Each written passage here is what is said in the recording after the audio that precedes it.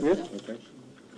Envoys from the United States of America, Britain and France, 3 of the 5 permanent members of the United Nations Security Council, held a session with 9 civil society groups ahead of tomorrow's informal meeting between Kenya's and AU's representatives and the 15 members of the UN Security Council. The lobby groups have petitioned the United Nations Security Council to reject Kenya's request for the deferral of the post-election violence cases. They presented 1.4 million signatures from Kenyans as evidence that Kenyans were opposed to the deferral proposal. We are firmly opposed to deferral of the ICC process.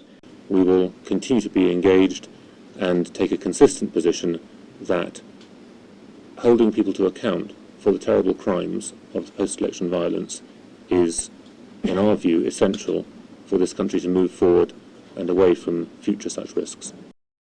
However, the French envoy said that his government would listen to all the concerned parties on the deferral request before arriving at a final decision. We want to listen to all arguments. I must say that we have not been convinced by argument in favor of a deferral. The African Union, during its 16th ordinary session last month, unanimously adopted Kenya's request for a 12-month postponement of the post-election violence cases. This was to give the Kenyan government time to establish a local judicial mechanism.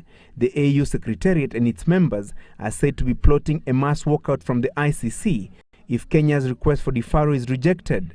We don't want to speculate, but we also don't want threats or even the possibility of threats to influence a process which is fundamental, and let me say that again, a process that is fundamental to countering this pervasive culture of impunity in this country.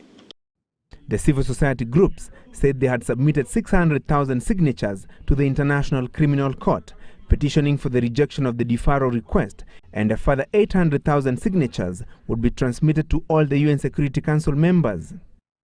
3 of the UN Security Council permanent members claim that Kenya lost its ground on the post-election violence matter when it failed to establish a local judicial mechanism to deal with the issue, and as such, the push for deferral is a waste of time. The UN Security Council will hold an informal meeting tomorrow where the request for deferral of Kenya's post-election violence cases will feature. However, no decision will be made on the matter.